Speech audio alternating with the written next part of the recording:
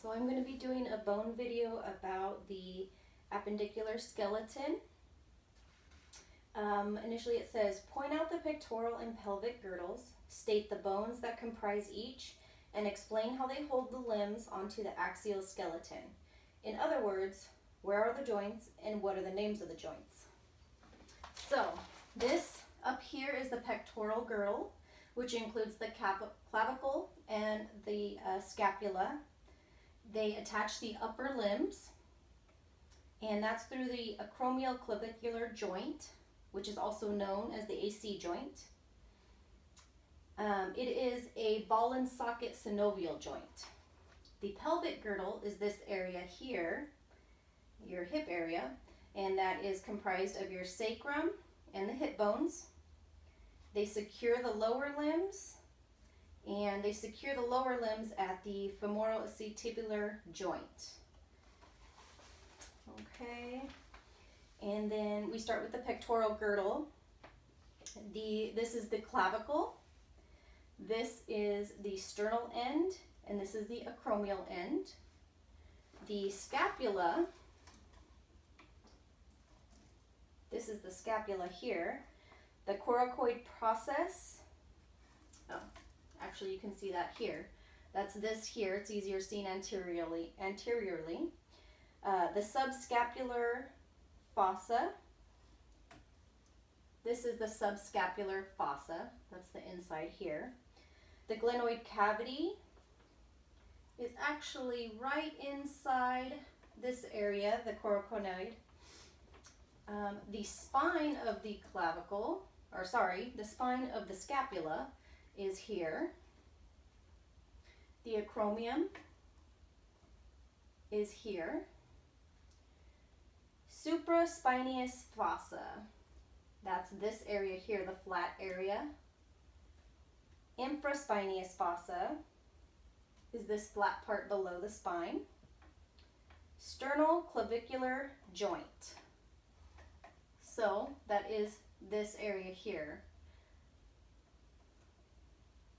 And then the acromioclavicular joint is this joint here where the acromion and the clavicle meet. And then we go to the arm. The humerus is this upper bone. The head of the humerus is here.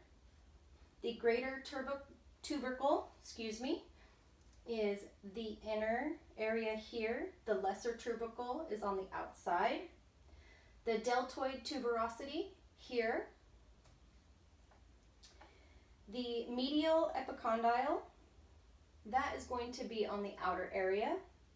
The lateral epicondyle, medial epicondyle, and the lateral epicondyle is here. Coronoid fossa, what goes here?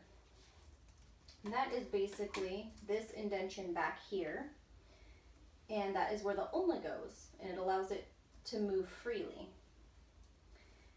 The capitulum articulates with what bone? It articulates with the ulna and the radius.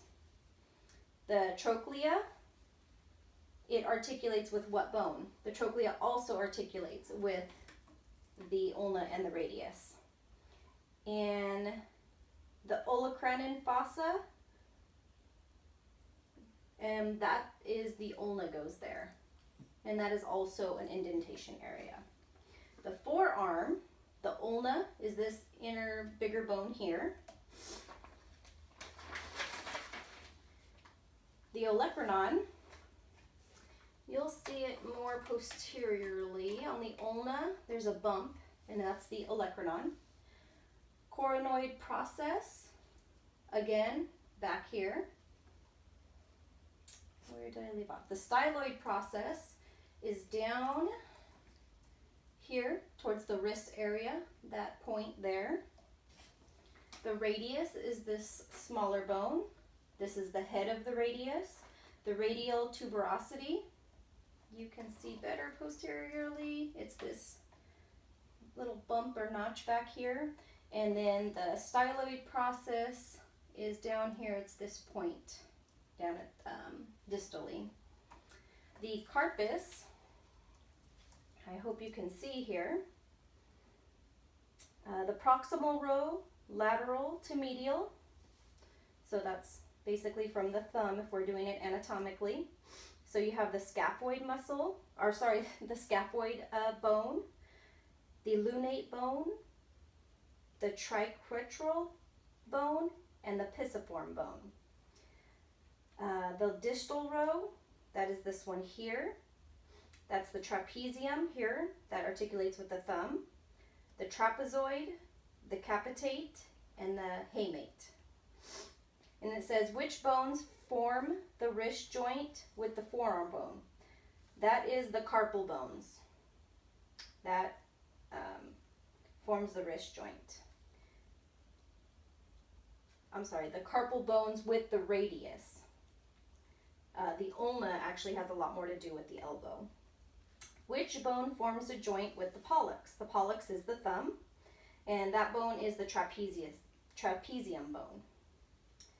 And then it says, point out the metacarpals and the phalanges. These are the metacarpals, and distally, these are the phalanges. And then we move on to the pelvic girdle, this area. The coxal bones, that are known as the hip bones. It says, point out the approximate borders of the 3 bones that fuse during development of the skeleton to form the coxal bone. So that is the ilium, the ischium, and the pubis. The acetabellum, that is the socket here. Let's say the femur wasn't here, that's the socket where the femur connects. The pubic symphysis is this middle area here. Obturator foramen, those are these holes here. The iliac crest. The interior iliac spine. The iliac fossa is actually this flat body area. The greater sciatic notch, better seen posteriorly. That is this, this notch right here. The ischial spine is this area below. And the ischial tuberosity is this bulky area right here. And then we move on to the femur, which is the largest bone that we have. So the head of the femur is the ball here. The greater trochanter is this area here. The lesser trochanter is right in here. The adductor tubercle is the inside, or the medial area. The medial epicondyle is just below the adductor here. The lateral epicondyle is just on the outer area here. Medial and lateral condyles.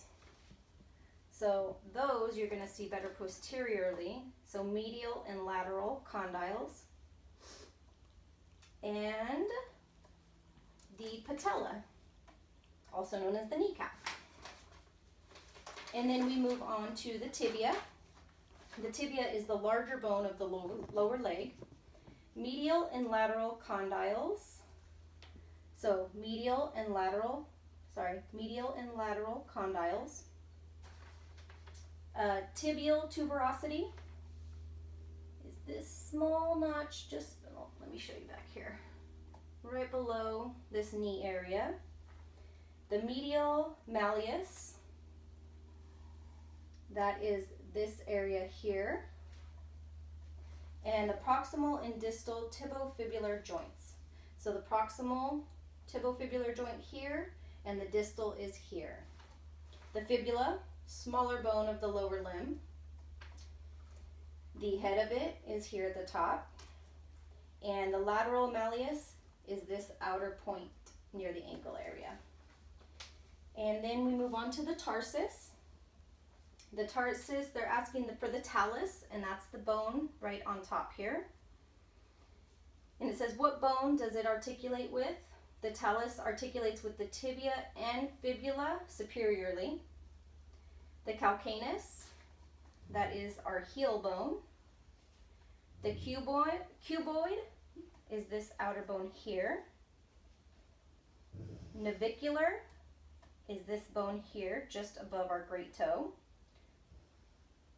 The medial intermediate is right next to that. The lateral cuneiform bones, those are navicular, medial intermediate, and lateral. And then we have the metatarsus, those are these bones. The phalanges are these bones, and the hallux is our great or big toe. Thank you.